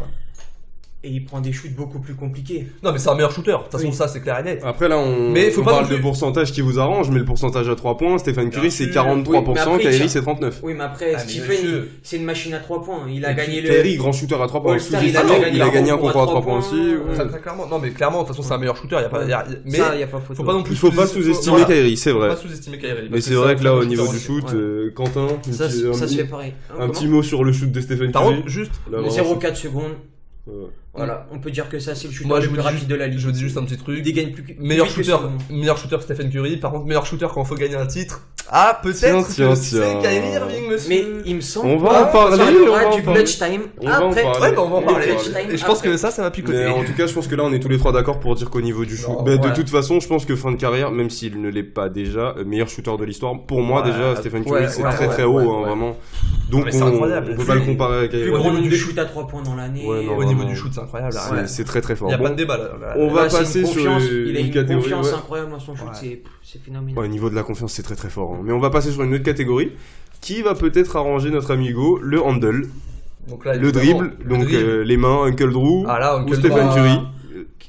Quentin, je vous en prie, dites-moi. Même si je vous présente Stephen, Ah, Kyrie, niveau dribble, c'est quelque chose. voilà. On pense au cross sur Stephen notamment. Moi, je vais pas vous mentir, C'est- j'ai été c'est regarder quelque chose. j'ai été regarder 2 petites vidéos avant le podcast et j'ai vu 2 fois Monsieur Kyrie Irving crosser Stephen Curry. Ça picote, hein, je vous le Non, dis. hein. non, mais au dribble, il n'y a pas photo aussi. Non, Ah, Stephen- pas photo, Stephen- là c'est abusé. Stephen était un Non. très bon dribbleur, notamment on pense au cross sur Rudy Gobert par exemple. Ou même où il sur, avait non, lancé la Macarena. celui qui fait très mal, c'est celui sur Chris Paul. Évidemment, Ah, mais ouais. vraiment, Chris celui-là, Paul qui tombe. C'était quelque chose. Ça- Parce que je vois, il y a celui sur Chris Paul où il tombe et il y a celui sur les Clippers où Oui. il dribble toute la défense. Quand il ils se jouent en retourne, bleu, là, il- quand les Clippers jouent en bleu, Ouais. je m'en souviens de celui-là. On peut pas dire qu'il n'y a pas photo.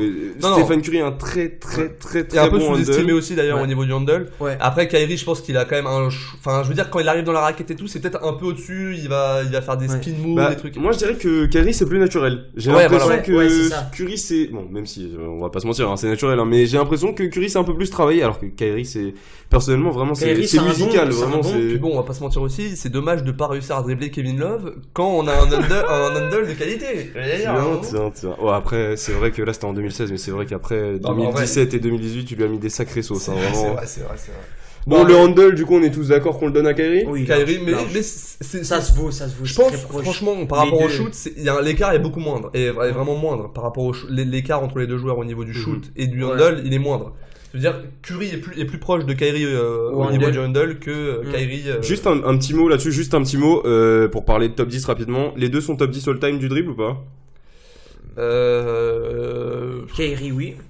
Moi, pour moi, les Ouais, deux, les ils deux, vont- ouais. ils vont- Les Fin de carrière, je pense qu'ils y vont. Hein. les Ouais, deux ouais. ils vont toquer à la porte obligé parce Ouais. que c'est incroyable. Les deux, ils ont déjà des crosses sur la moitié de la NBA, ça pique. On verra ça fin de carrière. On aborde un On autre sera angle. là pour vous en parler en fin de Eh carrière. oui, on sera là. On aborde donc un autre angle.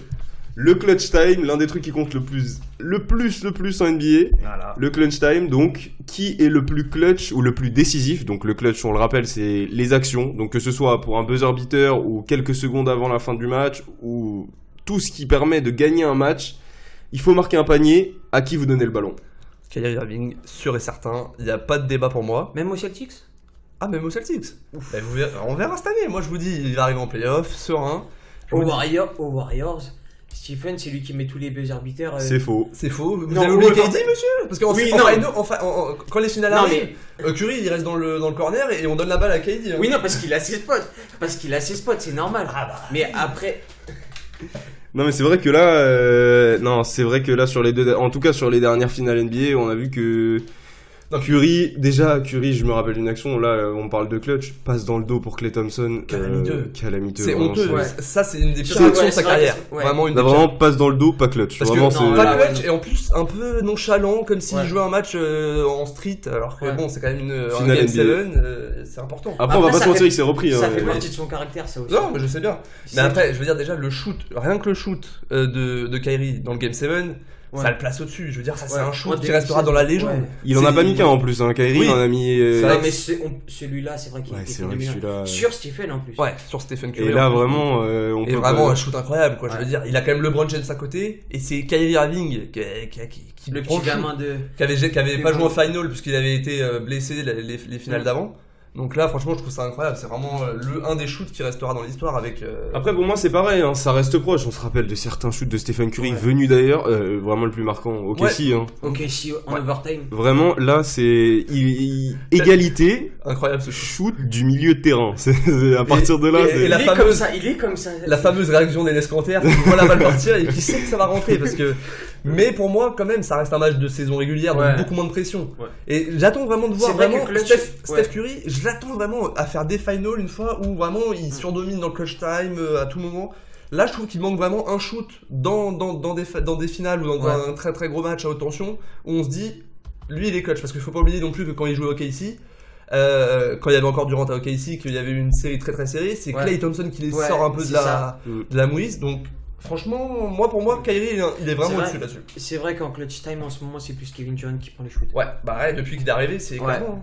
Ah, Non, Ce qui est compréhensible aussi parce que bon, KD il a son spot. indéfendable, voilà. KD, c'est vrai que en tant que fan de Cleveland, ça fait mal, hein, Ouais, vraiment. tout à Et fait, ouais. 2 fois du même spot. Bah, c'est vrai que, franchement, pour défendre Stephen Curry, pour moi, Kyrie est plus clutch, mais pour défendre Stephen Curry, pendant ses finales de cette année, il a mis quelques shoots incroyables. Non, il a été très très bon. Ouais. Mais D'ailleurs, le problème, c'est il aurait que pu être MVP d'ailleurs. Kevin Durant, c'est trop MVP fort. des Hein. finales, Kevin ouais. Durant, c'est trop fort. En tout cas, là, pour l'axe clutch, Bah, je le donne à C'est soit Kyrie. l'un, soit l'autre, de toute façon, à chaque fois, c'est soit Kevin. Ouais. C'est vrai. Mais c'est Soit quand même plus Kevin- souvent ouais. KD. Dans les Ouais. très gros matchs, on se souvient des shoots de KD quoi. C'est ça le truc. Donc là, vous le donnez à Kyrie tous les deux, clutch. Oui, Bah moi en tout cas, je oui. dois m'incliner sur ce coup-là. Donc on va passer à un autre axe qui, bon, c'est pas leur point fort à tous les deux, mais la défense, c'est vraiment pas leur point fort, mais bon. Ouais, non là c'est un peu compliqué. Hein. Vraiment. Après si on regarde les stats, j'ai l'impression quand même. Stephen, c'est quand même mieux, je pense. Non. Si. Si on regarde les stats, monsieur, Plus de ça n'est pas, rebonds, ça plus n'est de pas blocs. vrai. Stephen est très souvent caché par Klay Thompson. Hein. Ouais, oui, c'est Ouais, plus bah, facile. c'est vrai qu'il y a c'est un duo À défensif. un moment, là. quand il y a KD Ils font pas tout seul, vraiment. KD qui fait 3 mètres, Klay Thompson, un des meilleurs défenseurs, Draymond Green aussi, c'est plus facile d'être caché. Kyrie, il peut moins se cacher, malheureusement. Donc, moi, je pense que Kyrie, bon, franchement, ça se vaut. Hein. Moi, je trouve pas vraiment qu'il y ait un écart entre les deux. Ça reste deux défenseurs moyens. Et leur coach, ils essayent juste de les cacher le mieux possible pour qu'ils soient le moins exposés. Donc voilà, après. Ouais, là, je vois une égalité. Ouais, Mais moi, après, c'est une égalité. ouais, pour moi aussi, franchement, égalité. S'il faut envoyer quelqu'un pour défendre sur un bon meneur NBA, vous envoyez qui? Moi, j'en vois. Vraiment. Imaginons qu'il faut tenir Russell Westbrook. Moi, j'en vois Kyrie. Moi. Bah, Parce que je pense qu'il. bah déjà, en fait, il est Il a plus vif aussi. Non, puis même, il est peut-être un peu plus. Niaque. Ouais, parce que des fois, c'est vrai que Curry, dès qu'il y a un mec qui lui rentre un peu dedans, il est un peu. Voilà. Mais Bah, ça après, reste. c'est vrai on qu'on se souvient ouais. contre Chris Paul, c'était quelque chose. Hein. Ouais, mais En défense. ça reste deux défenseurs moyens de toute façon. Oui. Qui clairement, ils basent pas leur jeu là-dessus. Non. Ils sont Est-ce pas là qu'ils pour ça. Quoi. se font rentrer dans la tête facilement? Moi, je dis ça parce que je me rappelle de. Kyrie, peut-être. Je me rappelle de Curry qui se fait rentrer dans la tête par Mathieu Dellavedova. Ouais. Ça, c'était. c'était énorme. Il se fait complètement éteindre, que ce soit offensivement ou défensivement. On se souvient, Mathieu Dellavedova, des N1 sur lui. C'est vraiment la du grand quick and n'importe quoi. load en feu total. C'est- Ça, c'était. Après, C'était énorme, ce on moment. voit Oh cette là là. saison aussi que Kyrie se fait rentrer dans la tête, mais ouais. Bah, clairement, là, il est un peu décevant depuis qu'il est au Celtics. Ouais. Kyrie, au niveau vraiment. C'est même pas vraiment du jeu, parce que, encore une fois, 49%, 23 Bah, on parle points. de leadership comme on a parlé tout Eh à l'heure. ben, 23 points, on y vient. C'est- Le leadership, c'est compliqué. Hein. On a l'impression qu'il a pas envie d'être là. C'est un peu bizarre. Franchement, moi, je comprends Ouais. pas trop son attitude, mais bon. New York, peut-être. Ouais. C'est On peut-être en ça. parlera après. Ouais, bah là, en tout Bah cas, alors, pour juste- finir là-dessus, défense. S'il va à New York avec KD, c'est qui prend les shoots dans le clutch time? Tiens. Je les donne à Kyrie personnellement. Moi, je les donne à Kyrie aussi. Ouais. Kyrie, Même si c'est vrai que KD c'est très. Ouais, je pense qu'ils vont en Ah, prendre je un sais pas. chacun, Ouais, un par je match. pense, hein. je pense. Ça sera au feeling. Ça dépend qui défend sur qui en fait. Ouais, Non, mais de toute façon, Si je à pense que Stephen, Kyrie et KD, il y aura pas de shoot décisif. Hein. Le match Ah, sera non. déjà plié. Hein, Ah, vraiment. c'est très très dur. Surtout Bon, avec en tout cas- Zion, si Zion. Oh va- là là, Oh là là. ça y est, on s'enflamme là, ça y est, c'est l'enflammade, c'est les 14 affranchis, ça y est, c'est l'enflammade. Au niveau de la défense, je vois une égalité. Ouais, je le donne à ouais, personne, ouais. franchement, ils sont mauvais. Voilà, c'est ça. Hein. Ouais, Non, c'est mais ça. faut. Ouais, ils peuvent pas être bons Pas partout. mauvais. Non, mais mauvais à l'échelle des défenseurs Ouais, NBA, on va dire. Clairement, Ouais. voilà. Bah, Ils si on sont- peut pas moi, les comparer à Pat Beverley. Ils Voilà. sont moyens moins, quoi. Ça veut dire Ouais. vraiment on essaie de les cacher, quoi. Mais bon. Exact. Ouais. Donc, pour passer sur la défense, on va donc passer sur un autre axe, le jeu sans ballon. Là, je vois un favori. Quentin, quel est votre avis? Stephen Curry, clairement. Clairement aussi. C'est Franchement, vrai, je suis- là, Là, y Stephen a Curry, pas c'est photo. l'un pour moi des meilleurs. Hein. Ouais. Parce que le nombre de shoots qu'il prend ouvert grâce à son jeu, Ouais. il prend les écrans, il est tellement fort là-dessus. Il gère bien avec Draymond Green, tout ça. C'est Après, ça joue très bien. Après, on va pas se mentir aussi, le système des Warriors, c'est peut-être plus facile de J'ai jouer. l'impression que Kyrie il a appris à jouer sans ballon au Celtics en fait. Voilà, Enfin, clairement, clairement. De toute façon, on sait très bien comment ça se passait à Cleveland. C'était balle à LeBron, balle à Kyrie, Voilà, balle à Kyrie. c'est ça. C'est tout. C'était des actions. Donc forcément là le jeu sans ballon, Curry ça fait depuis le début de sa carrière qu'il est dans l'un des systèmes les plus huilés de la NBA, donc forcément Le jeu sans ballon, c'est pour Curry, hein, ouais, je suis d'accord. Très clairement au-dessus pour moi. Ouais. Même si pour moi, Klay Thompson a un meilleur jeu sans ballon que lui. Ouais, mais Klay Thompson, alors là après c'est sa vraiment, spécialité parce que voilà. le mec, Ouais, c'est vrai, catch and shoot. ça c'est un peu comme c'est le meilleur en ça. c'est comme les Ray Allen ou quoi, c'est des mecs qui depuis qu'ils sont petits, ils font sortie d'écran et tout, donc forcément jeu sans ballon. C'est là où on voit que c'est compliqué de jouer les Warriors, hein, mais C'est- on va passer sur un autre axe là-dessus. On en parlait, c'est le dernier axe un peu majeur, le leadership. Et là, ça devient compliqué. Quentin concernant le leadership, même Kevin Durant a dit que c'était Stephen Curry qui avait le leadership aux Warriors. Il y a quand même Draymond Green, hein. Oui, non, mais Draymond Green, il a le leadership en défense. Non, mais c'est quand même le gueulard de l'équipe. Je veux dire, quand il y a une gueulante, je pense que c'est Après, Draymond Green qui arrive. Stephen, c'est lui qui ramène la troupe. Par exemple, quand Ouais. ils perdent avec ses shoots, c'est lui qui ramène tout le monde. Il a la niaque, avec ses célébrations, tout ça, il motive le public. Donc c'est là, je pense qu'il n'y a pas photo. Enfin, il n'y a pas photo depuis que Kyrie est au Celtics. Bah, depuis que Kyrie en fait est franchise player, parce que là il est en train de prouver qu'il a du mal à. Même lui il le dit. Ouais. Il a dit, je pensais pas que c'était aussi compliqué d'être franchise player. D'être franchise player pour gagner, parce qu'on se rappelle qu'en début de carrière, quand il est drafté Oui. par Cleveland, Bon, là, il était les franchise players, mais pour perdre. Voilà, donc, Colin Sexton quoi. Donc forcément, là cette année depuis 2 ans, franchement, c'est au niveau du franchise player, c'est moyen, hein, franchement. En plus, on se rappelle d'une déclaration qu'il a fait, comme quoi il avait même dû appeler LeBron pour lui dire, là, c'est vraiment Ça, que... c'est compliqué. Il a plus de 19 ans quand même. Il a appelé LeBron, on le rappelle, hein, il a appelé LeBron pour lui dire, je suis désolé d'avoir tout voulu tout de suite. Je pense personnellement que c'est Jason Tatum qui veut tout de suite, après la saison qu'il a fait l'année dernière. Ouais. Je pense que là, il a un peu les crocs, je pense que là, il est dans tirer le parquet. C'est clair. Mais là, c'est vrai que Kyrie, le leadership, c'est compliqué. Hein. Non, ouais, bah après, peut-être que pendant les playoffs ça va venir et tout, mais là c'est vrai que sa saison. Pourtant, il a tellement de talent en vrai. Ouais, mais il a c'est tellement de le qualité, leadership, mais en fait, ça devrait être naturel. Je pense qu'il a un leadership sur le terrain. Oui, bah clairement, parce que de toute façon, quand t'es aussi fort, t'as forcément un leadership. Après, c'est mais ça. le problème, c'est. Ça se fait naturellement en fait. Ouais, mais en dehors, c'est compliqué. Cette équipe des Celtics, elle a pas l'air de bien s'entendre. Il y a Marcus Morris qui fait des déclarations. Bah, c'est surtout, Jason t'as Tatum des chiens, genre, t'as des. Qui veut des T'as des gars, c'est des trash talkers, genre, on pense à Marcus Smart, on pense à Marcus Morris. Mais le problème, c'est qu'ils ont réalisé tellement une bonne saison par rapport aux blessures qu'ils avaient l'année dernière que quand ils avaient leur effectif complet, on me les annonçait.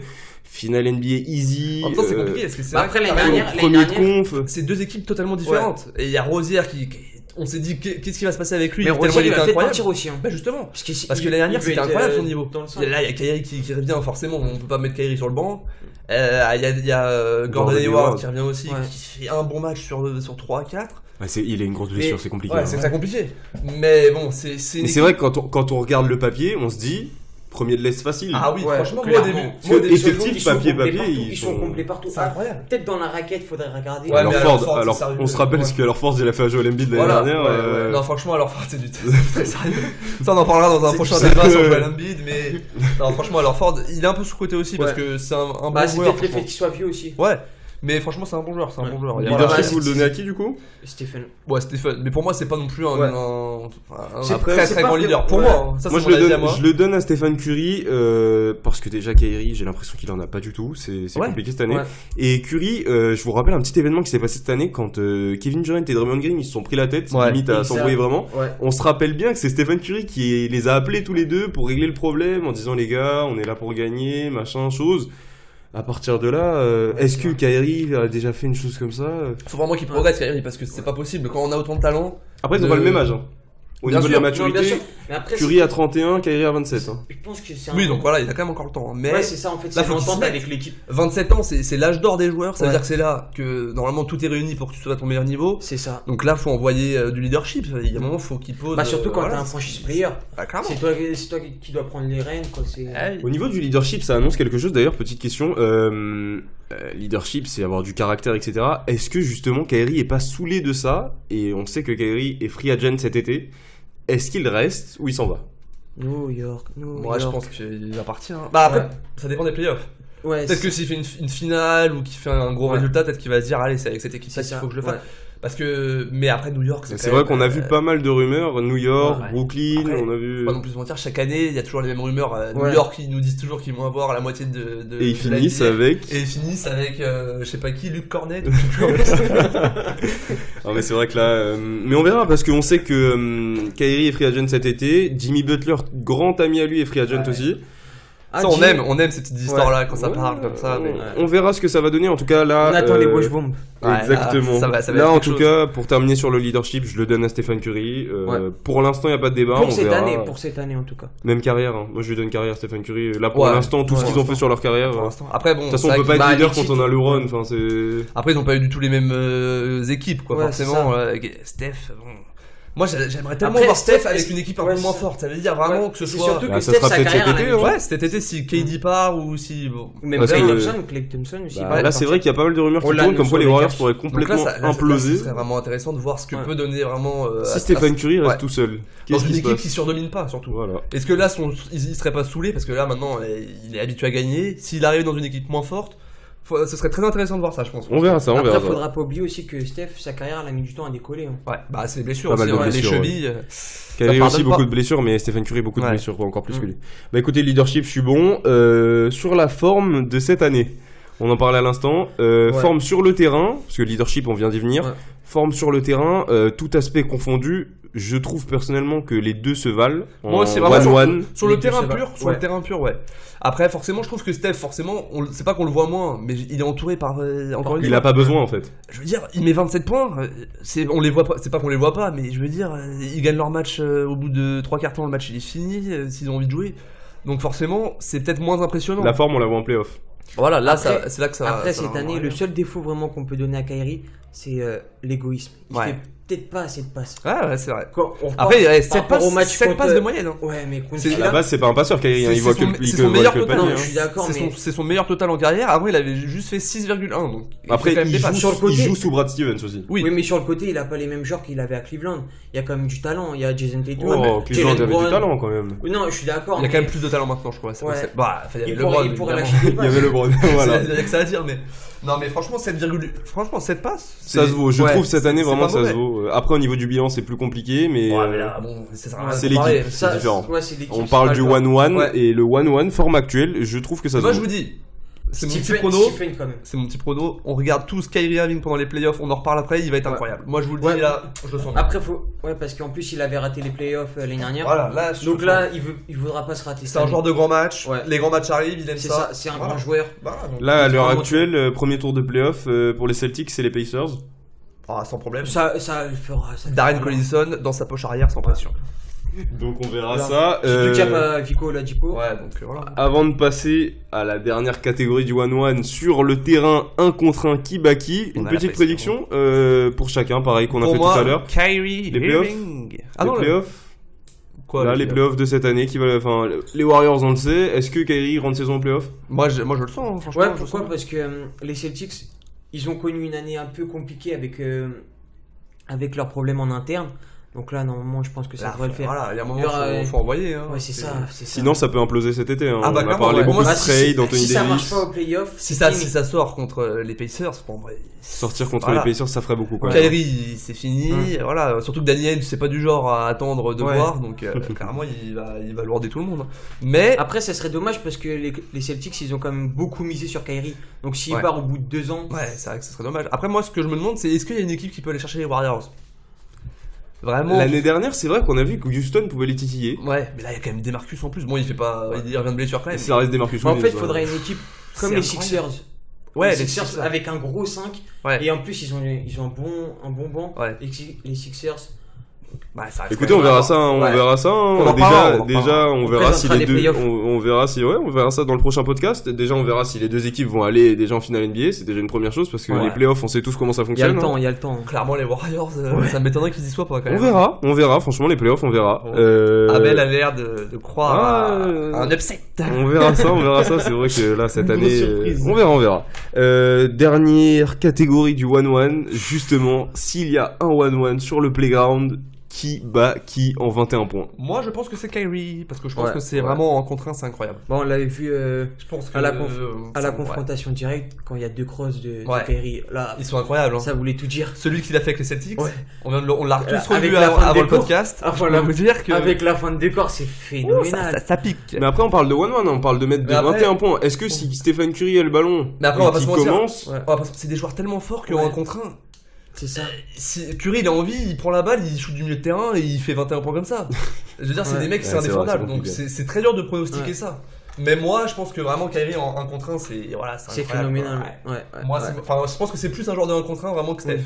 C'est vraiment là-dessus, je pense que c'est plus. je pense qu'il y a plus Ah, moyen ça que joue aussi avec ouais, le handle. Curry. Ouais, je pense c'est ça. que Curry peut moins prendre le ballon à Kyrie que Kyrie à Curry. Ouais, Je sais pas voilà, si vous voyez c'est ce ça. que je veux Ouais, vous dire, c'est mais clairement ça. c'est si Kyrie a le ballon, je pense que Curry l'attrape pas avant qu'il rate un shoot. Voilà, vraiment. c'est ça le problème.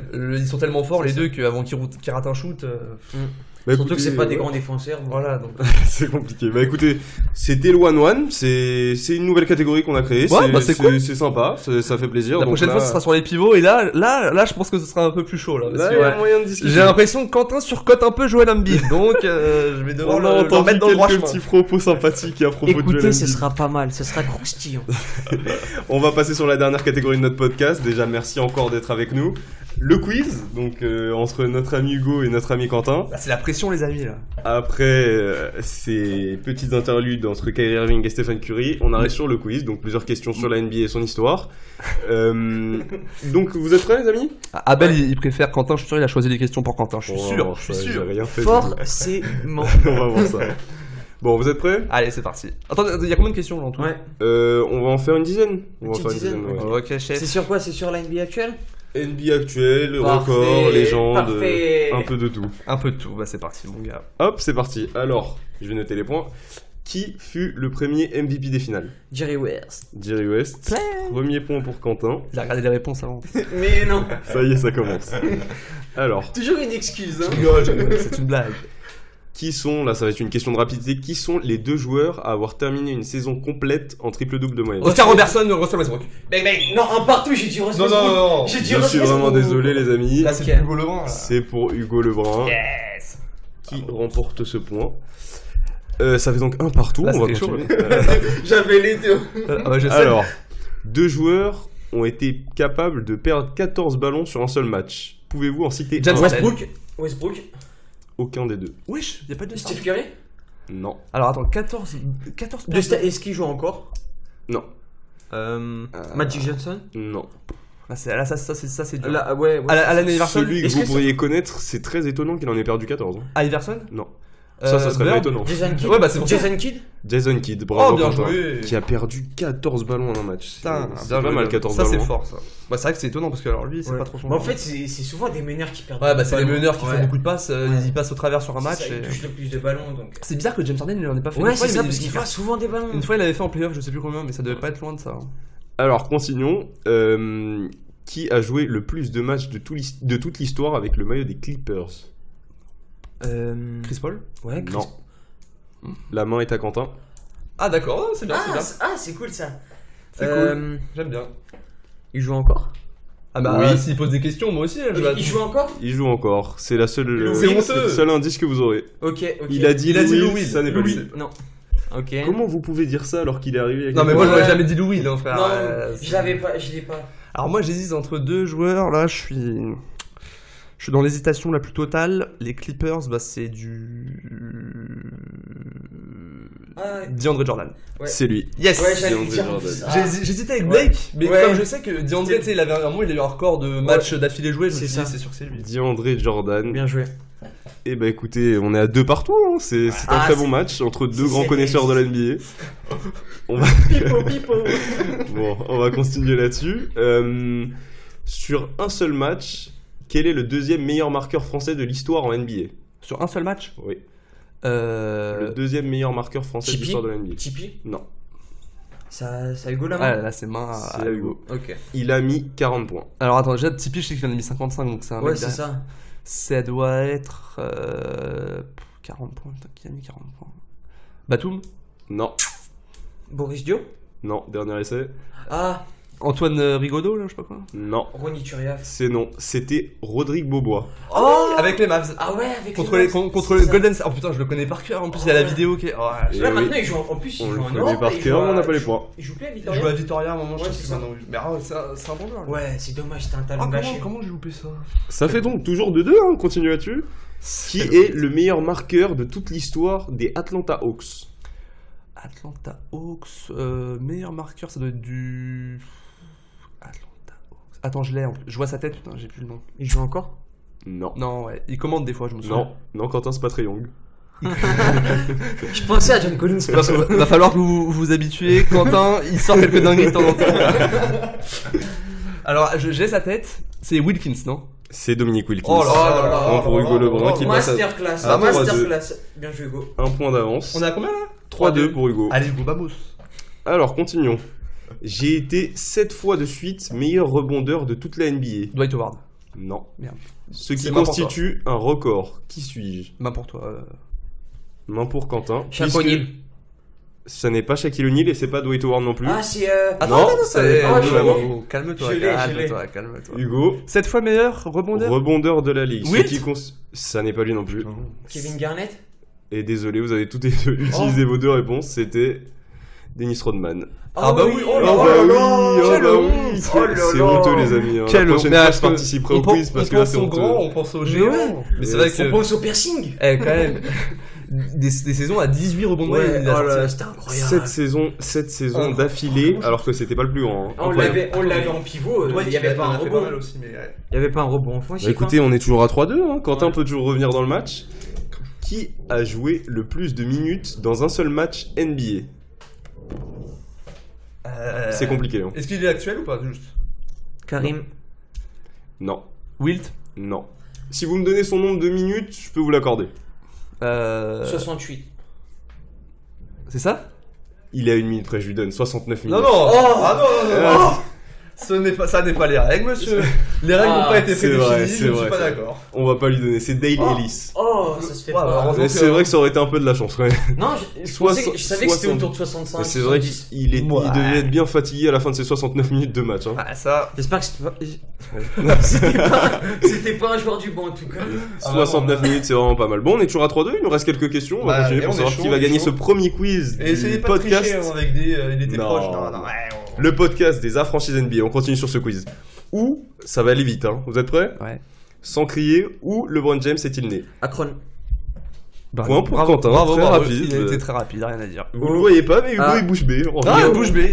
C'est. Comme Je n'ai pas. Curry. Ah, Stéphane savais pas non Curry. plus, putain. Vous imaginez une équipe d'Akron? Point en plus, monsieur. Non, Point. c'est rare. On commence la triche. Et est-ce que C'est pas vous du pouvez me président. citer l'état dans lequel se Ohio. trouve Akron? Oui, Ohio. Ouais, très mais. bon. Ah, Non, mais c'est pas- non, C'était c'est pas pas une question, Ah, c'était une j'ai question comme ça. flippé, j'ai flippé, moi. Dans quel club français Clint Capella a-t-il été formé? Ah. Asvel? Non, c'est Chalon. Chalon. Chalon, Chalon. Oh, c'est bien pour joué. Quentin. Oh, il est fort ce Quentin. 4 sur 3. En France, ça va. Donc il nous Qu'est-ce reste, qu'il est fort, ce il Quentin. nous reste 2 questions les amis et on est à 4-3 pour Quentin. Combien de questions? 2 questions. Ça Et- sent mauvais, les amis. Et ça sent mauvais, mais c'est toujours possible si Hugo gagne ces 2 questions. J'ai été drafté en NBA et en NFL la même année. Mais j'ai finalement rejoint les Celtics. Qui suis-je? En NFL, ça me dit quelque chose cette histoire en plus. Ouais, Grand joueur des Celtics. 1962 sa draft. Larry Bird. Non, main Hugo. Ah. 1962. Ouais, attends, je suis en train de chercher. Ah ouais, non, Larry Bird, c'est pas 62. J'ai un trou de mémoire, évidemment. Ah. Euh... Si vous l'avez pas, on reste à 0 points pour vous deux. hein. Attends, le grand, mais je le sais en plus. Ouais. Une supposition, après vous resterez une cartouche. Non, attends, faut que je trouve le nom de ce pivot là, ça me stresse. Il est connu? C'est un grand joueur des Celtics. C'est le joueur à 11 bagues. On essaye de tricher à ma droite. Tu sais que j'ai vraiment un trou de mémoire, c'est incroyable. J'ai sa tête là, mais ça me. Hugo, quelques secondes. Bill Russell. C'est non. Ouais, j'ai mal menti en plus. Et non. C'était John Havlicek. Mais attends, mais. Moi, je l'avais pas. Tu Et l'avais? Non, je savais pas. Voilà.